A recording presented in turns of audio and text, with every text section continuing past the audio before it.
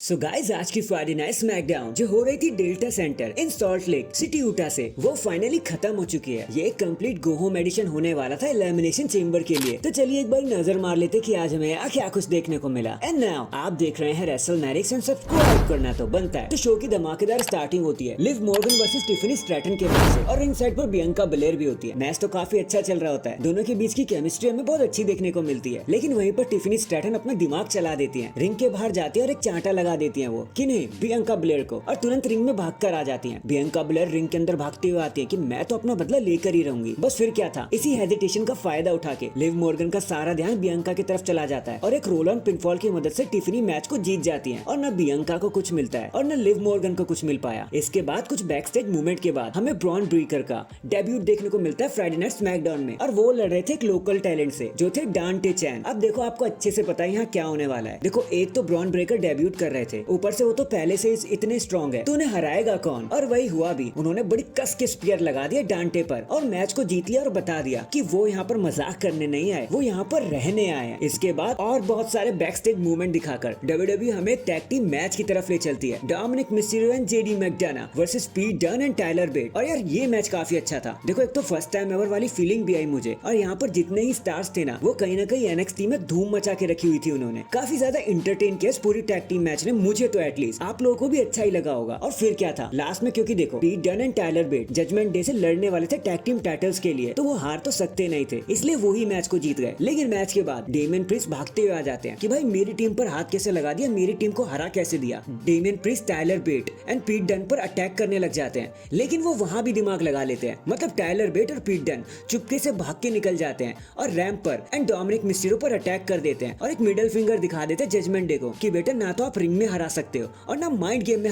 हरा सकते हो। और ये सेगमेंट यहीं पर खत्म हो जाता है। इसके बाद एक बैक स्टेज मूवमेंट में हमें एक बहुत ही अमेजिंग चीज दिखाई जाती है। वैसे तो यहाँ पे Logan Paul, Austin theory, Grayson Waller बहुत से स्टार्स थे, लेकिन मैंने आपको मेन मुद्दा बता देता हूँ। देखो पॉल हेमन अचानक से आ जाते हैं जो केविन ओवेंस को कहते हैं कि भाई मुझे तुम कभी पसंद नहीं आए। लेकिन फिर वो ग्रेसन वॉलर को देखते हैं और कहते हैं कि ग्रेसन कि देखो द ट्राइबल चीफ तुमसे बात करना चाहते हैं, अभी और इसी वक्त, तो चलो उनसे बात करो। इसके बाद हमें एक और टैग टीम मैच दिखाया जाता है, the Street Profit with Bobby Lashley versus Authors of Pain. देखो ये मैच काफी अच्छा था, टैग टीम के हिसाब से फिर भी अच्छी फील आ रही थी। और आपको क्या लगता है यार, इतने स्ट्रॉन्ग पार्टिसिपेंट्स है ऑथर्स ऑफ पेन, और एक तो वो इतने दिनों बाद वापस भी आ रहे थे, तो ऑब्वियसली उन्होंने हारना नहीं था। बॉबी लैशली भले ही रिंग साइड पर आकर कैरियन क्रॉस पर अटैक करने लग जाते हैं, लेकिन फिर भी विक्ट्री तो ऑथर्स ऑफ पेन के हाथों ही लगती है। लेकिन ये पूरा कार्नेज फैला के रख देते हैं भाई, इनके बीच में लड़ाई बड़ी जोरदार होती है। जिसके बाद हमें बैक स्टेज में डकोटा काय दिखाई जाती है जो डॉक्टर्स के पास होती है और सब उन्हें चेकआउट कर रहे होते हैं। तभी बेली आकर कहती है कि भाई तुम्हें क्या हो गया है, तो डकोटा काय बताती है मेरे ऊपर अटैक कर दिया था डैमेज कंट्रोल ने। बेली कहती है कि आई एम सॉरी यार, ये मेरी ही गलती है,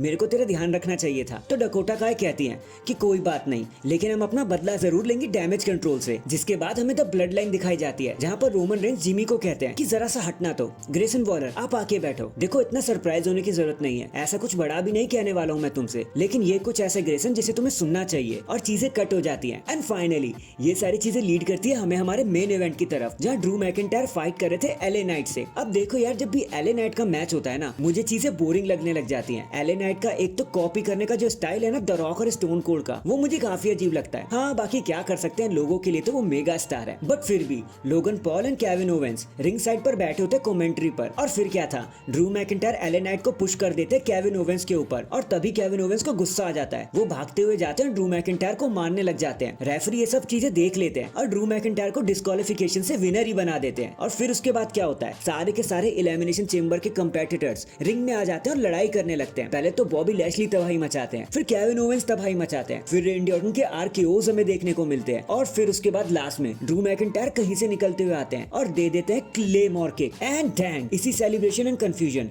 एंड एलिमिनेशन चेंबर की स्पिरिट के साथ हमारी आज की फ्राइडे नाइट स्मैकडाउन यहीं पर खत्म हो जाती है। वैसे आपका आज के शो के बारे में क्या कहना था, कमेंट करके जरूर बताना। एंड चैनल पर नया है तो चैनल को जल्दी से लाइक एंड सब्सक्राइब कर दो। बाकी मैं मिलता हूँ आपसे किसी और अपडेट के साथ, तब तक के लिए अपना ख्याल रखें और खुश रहें।